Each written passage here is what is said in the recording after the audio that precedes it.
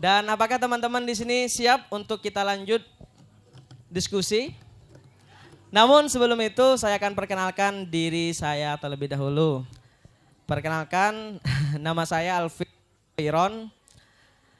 Saya berdomisili Surabaya sekitar 5 tahun lebih dan alhamdulillah kegiatan saya sering memandu acara seperti ini dan sejenisnya. Untuk itu teman-teman, biar kita lebih fokus dan serempak, kalau saya mengatakan nyangkruk budaya, maka dijawab apa kira-kira? Mohon maaf, kalau saya mengatakan nyangkruk bareng, maka dijawab senang bareng gitu ya. Siap?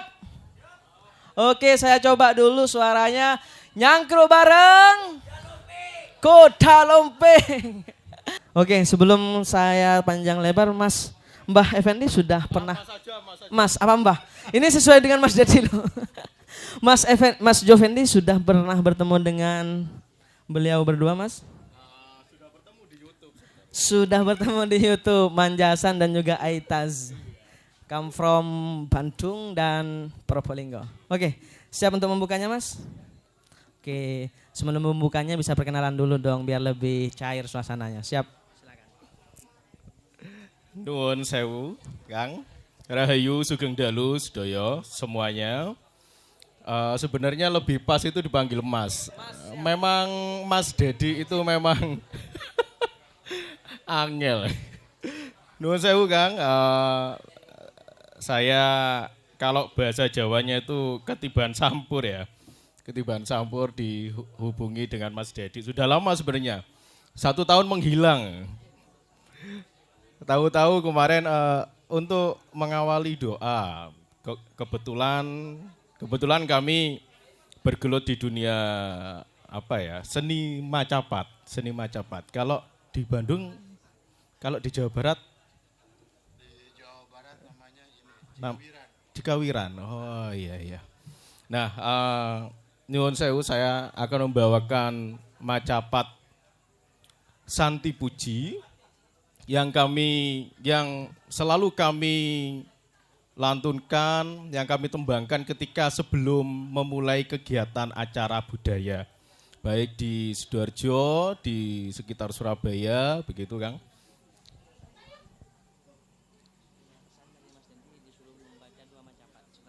Oh iya, ini doa versi macapat. Yaitu Santi Puji, doa untuk mengawali segala kegiatan. Semoga nanti ke depannya kita bisa apa yang kita harapkan lancar, sukses atas Sang Hyang Kuasa.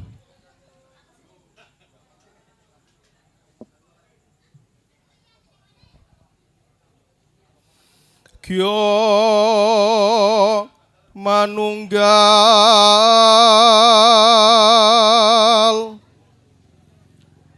nereng budi hamamayu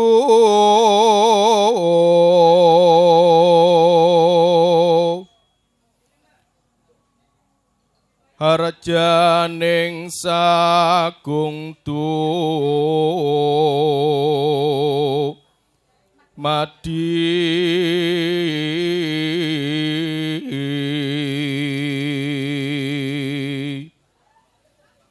samyo hangayati sujud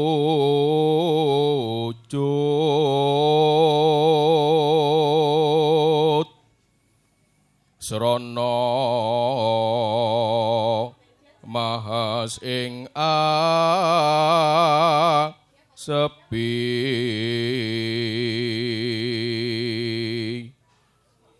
meminta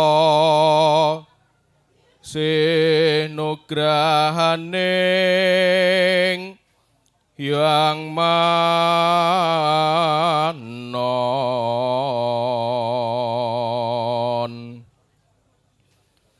Santi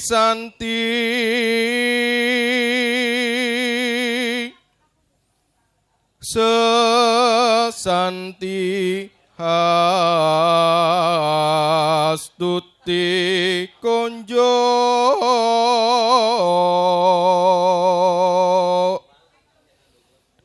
Gusti Pangran Moho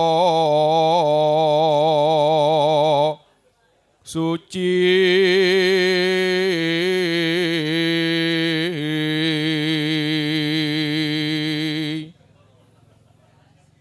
linuhurna asmanipun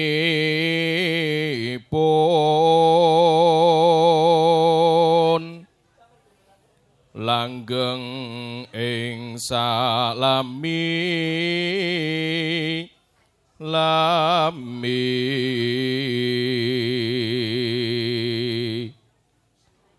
duh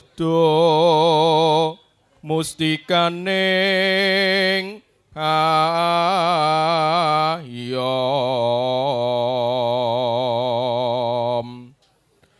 mugi anggong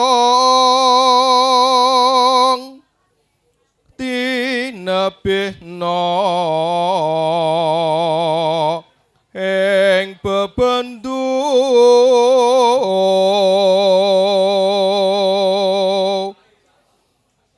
pangayomayuning dasih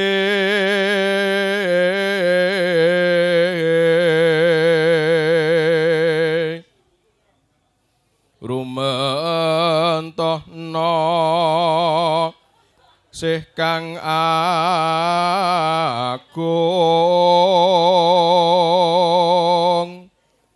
gung ing katentreman yekti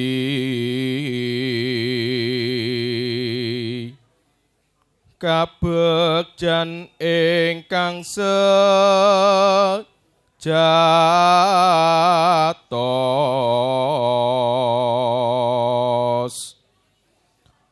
Maha mulya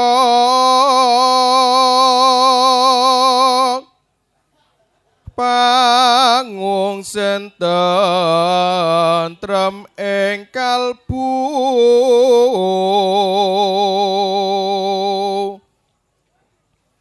tu ing sagung budi suci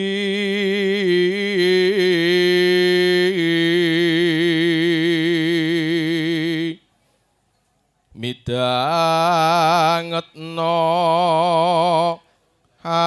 atur sujud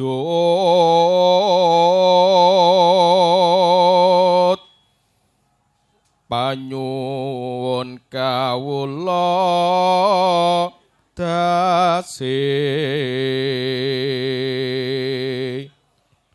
muhung hanggung hayem hayom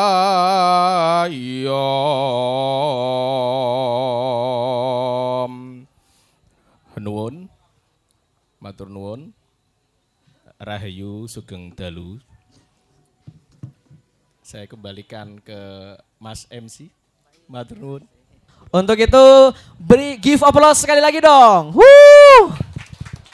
Silakan kepada yang terhormat Manjasat bisa memberikan materinya dimulai dari sekarang. Sampurasun Kerta Rahayu. Bentar. Ini kalau beli materi sejam kayak jadi kuliah umum. Kuliah umum. Ini ngobrol nyantai aja berarti ya.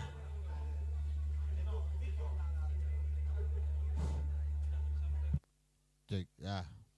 Udah ya.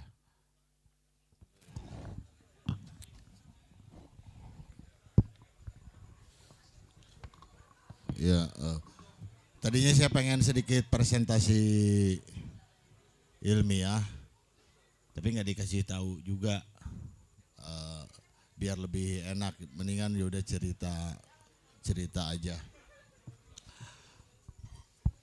Kayaknya masih banyak yang ngobrol nih.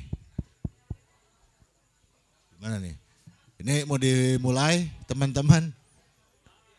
Mulai apa mau pada ngobrol dulu? Mulai, ya wes kita mulai. Terima kasih ya Mbak Dedi ini sama teman-teman nekat juga bikin acara gini. Yang terpenting bagi saya apa ya? Bukan seberapa banyak yang datang, tetapi kualitas dari kumpul-kumpul kita malam ini semoga menjadikan kita individu Indonesia yang berpikir, bersikap dan bertingkah laku layaknya Indonesia. Yang faktanya hari ini bangsa kita wong Jawa tinggal separuh, sudah tidak berpijak lagi di tanah airnya. Kita percaya surga di langit, lupa akan surga di bumi. Tanah surga yang diberikan oleh Sang Pencipta hari ini ya dirusaknya oleh kita sendiri. Begitupun nilai-nilai luhur, nilai-nilai agung yang diwariskan oleh luhur kita dirusaknya oleh anak cucunya. Saking naifnya kita tadi tidak tahu apa yang ada di diri kita, di tanah air kita. Teman-teman silakan bisa baca ABCD, silakan bisa baca alif batasa, tetapi secara huruf juga kita punya huruf sendiri. Nah mudah-mudahan di Jawa Timur ini udah jadi kurikulum. Bagi saya kalau ngomongin budaya ya bukan terjebak dengan produknya. Hari ini ketika kita ngomongin budaya Nusantara, budaya tanah Jawa pasti terjebak dengan produknya, dengan makanannya, dengan keseniannya, dengan pakaiannya. Contoh beberapa bulan yang lalu sama negara tetangga pasti rame. Kemarin Ponorogo Reog katanya mau diklaim sama Malaysia, rame semua. Faktanya sama kita juga nggak pernah nggak diakui gitu sama kalau bahasa Sundanya dinaha-naha gitu. Banyak hal gamelan, kalau ngomongin gamelan di Malaysia justru saya sedih. Saya mudah menemukan gamelan di Malaysia, di Twin Tower itu di KLCC, di ikonnya Malaysia itu dibunyikan selalu. Di kita hari ini faktanya kalau pengen gamelan ya tahu sendirilah, di mana tiap ada hajatan pasti dangdutan, elektunan gitu. Jadi bohong. Wong Jawa tinggal separuh itu ya nyata adanya. Jadi kita ngomong cinta Indonesia itu bohong, hanya di mulut semata. Bagi saya nuhun ke Agusti gitu ya, bahwa di otak saya itu udah nggak ada Sunda, Jawa, Batak, Bugis, apapun itu udah nggak ada.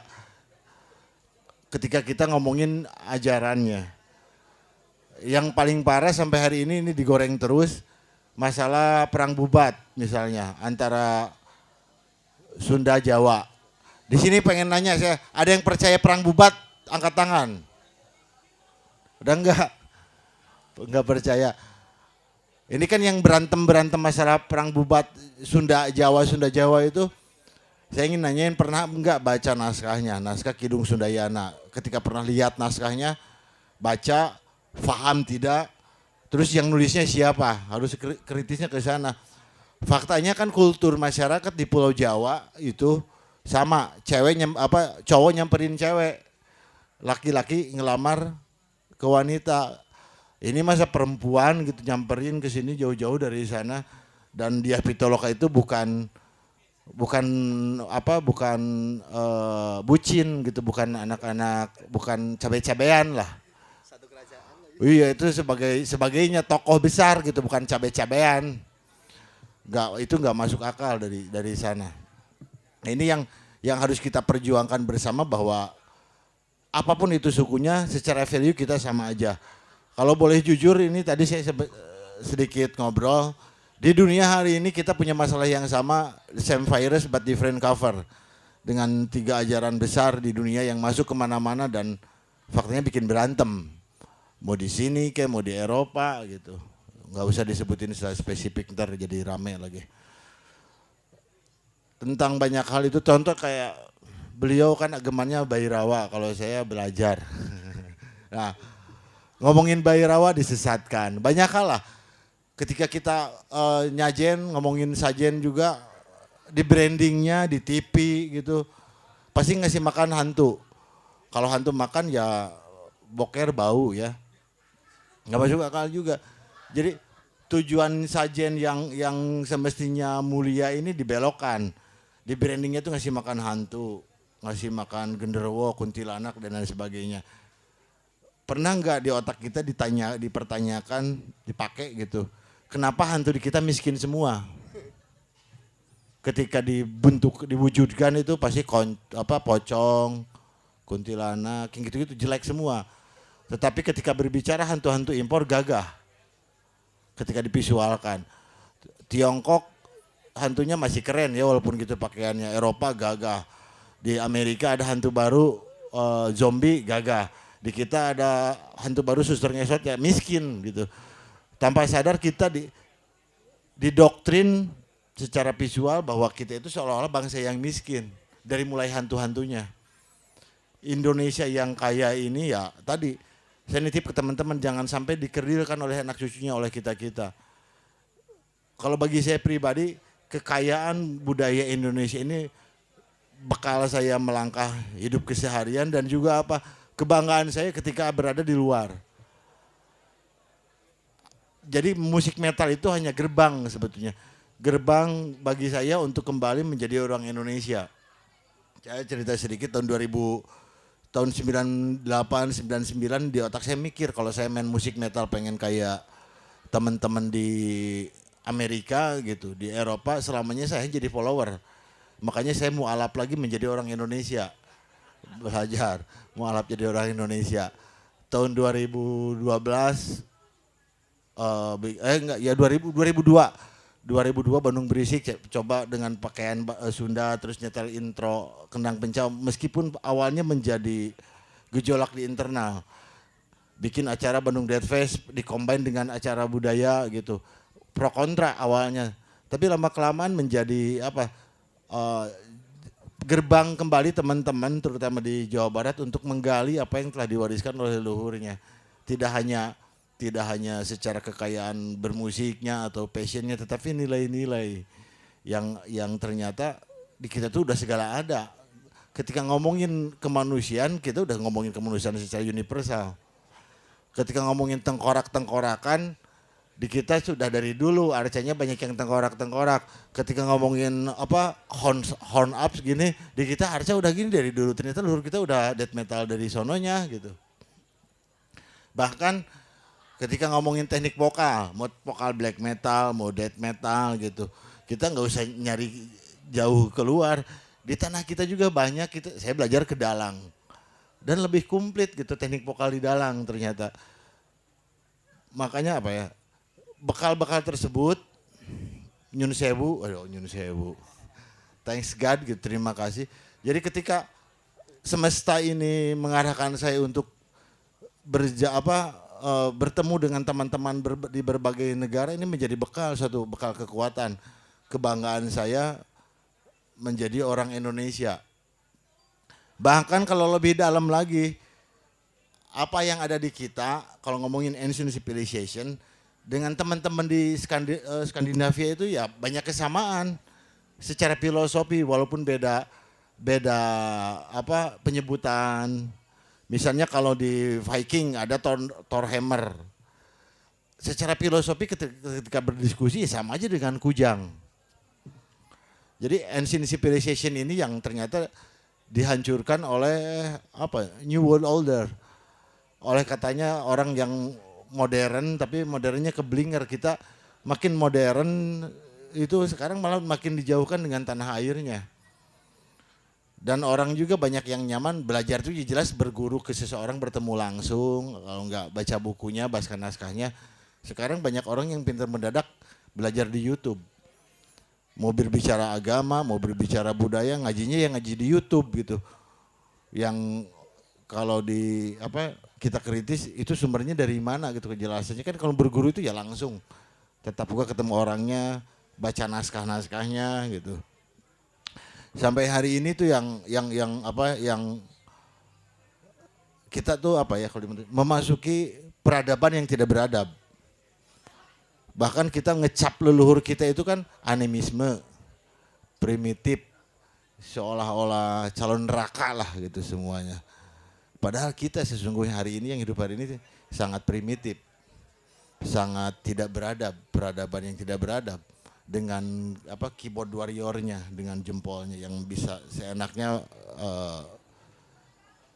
mengungkapkan sesuatu yang ada di otaknya tanpa difilter dulu di sosial media. Yang saya prihatin tuh itu gitu. Ini mah mungkin kalau nanti mending ditanya jawab ya.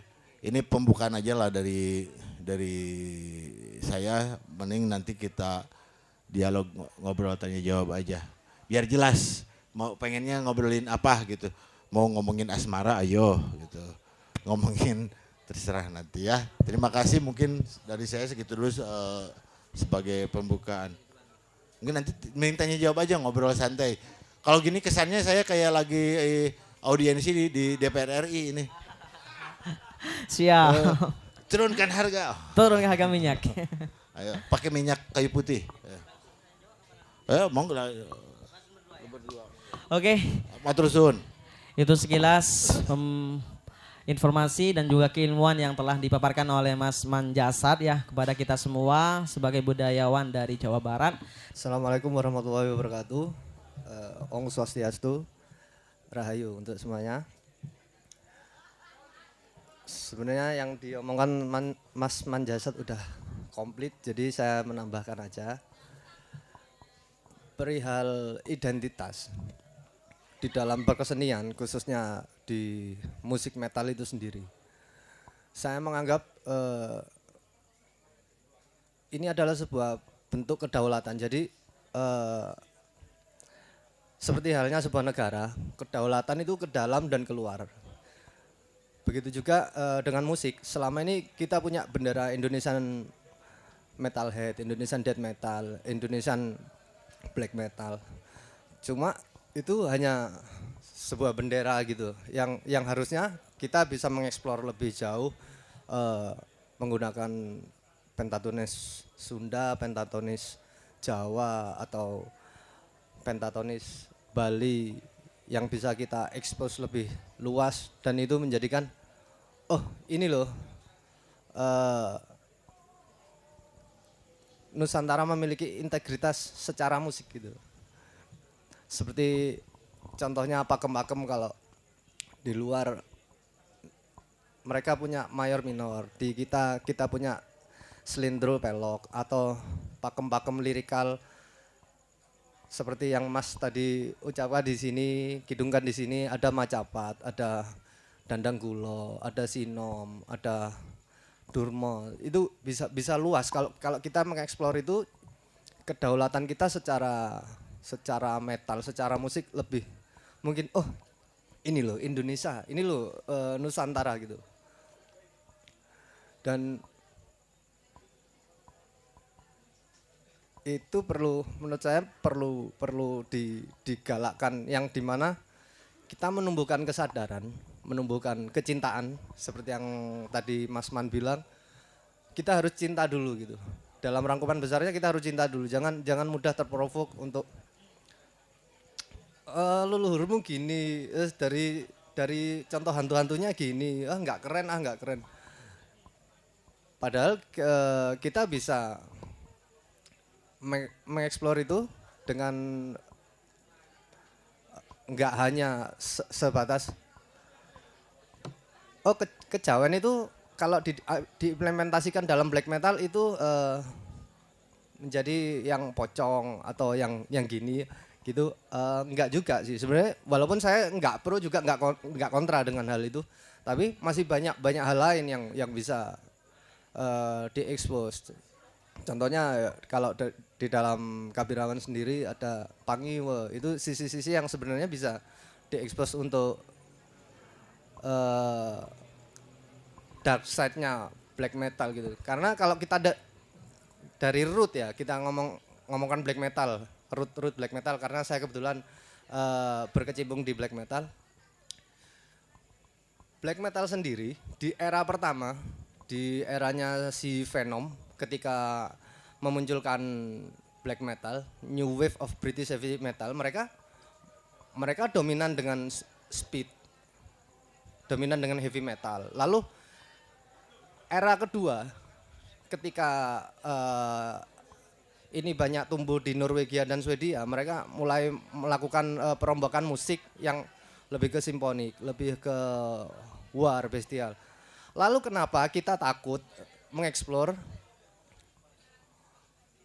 Oh ini loh Nusantara black metal, ini loh Nusantara death metal, karena takut nggak diakuin gitu dari luar. Enggak, mereka sendiri secara root black metal sendiri memang dari awal hanya tematik.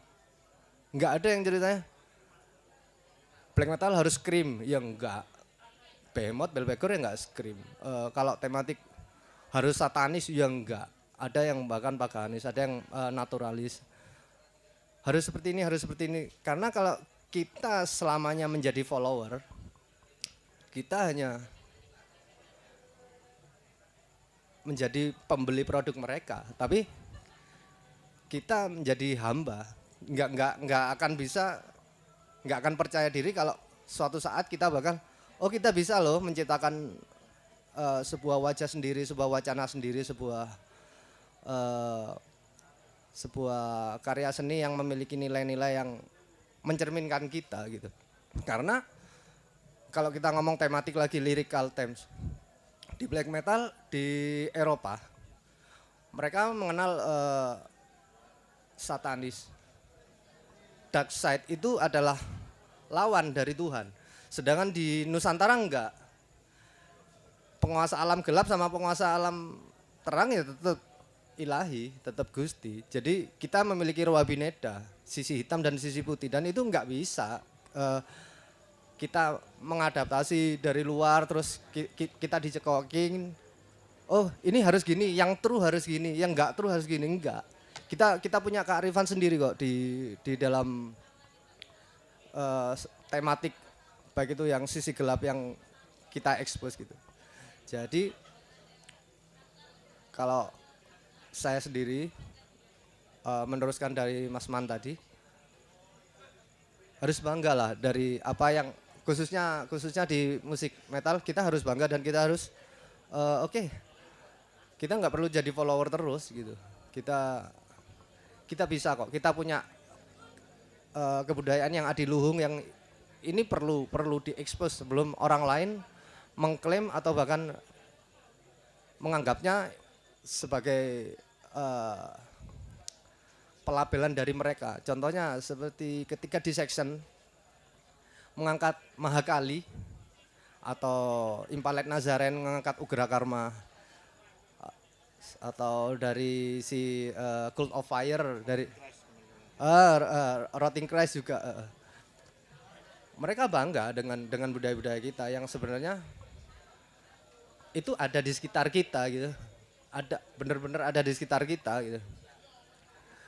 Daripada kita ngomongin lirik yang salju, kita ngomongin lirik yang gelapnya mereka, ngomong satanis gitu, Osiris atau itu nggak ada di sekitar kita, nggak ada di candi-candi kita, nggak ada di dongeng-dongeng kita, folklore kita nggak ada, bahkan di fundamental kepercayaan kita nggak ada. Jadi buat apa kita menggapai mimpi yang nggak ada, mimpi yang jauh, sedangkan yang ada di sekitar kita diabaikan. Mungkin saya menerjemahkan dari Mas Manjasa tadi gitu, apa yang ada di langit kita fokus ke sana, sedangkan yang ada di bumi kita nggak notice gitu.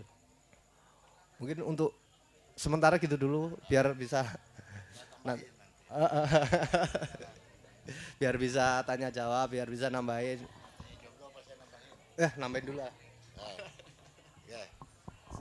Sun Mas, aku nambahin. Cerita.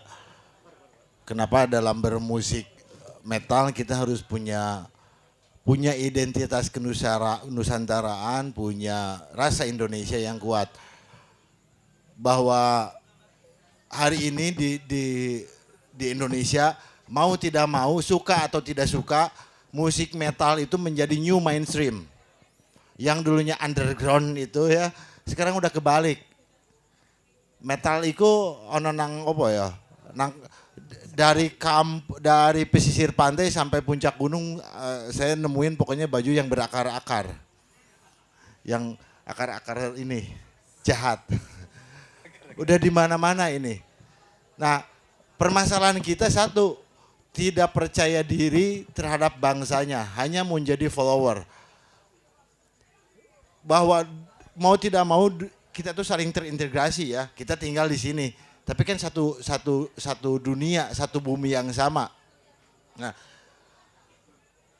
ketika pengalaman saya tahun 2015 bikin Bandung Blasting, awalnya pengen Indonesian Blasting, apply banyak band, nawarin, makanya harus rajin nawarin banyak band dengan difasilitasi oleh The Meta Rebel. Yang ACC cuma 2 band, Jasar sama BK ketika itu. Mimpi saya pengen band Indonesia perform di luar, jangan kayak yang pernah saya lakuin dengan permasalahan duit, finansial yang gitu-gitu. Maka 2015 saya ngelobi di Wacken. Wacken itu festival bukan musik metal, iya, tetapi festival paling besar di dalam dunia hari ini. Sampai di dalam festival itu ada bis. Nggak bisa saya ceritain, banyak, ada 10 panggung. Punya program namanya Wacken Metal Battle.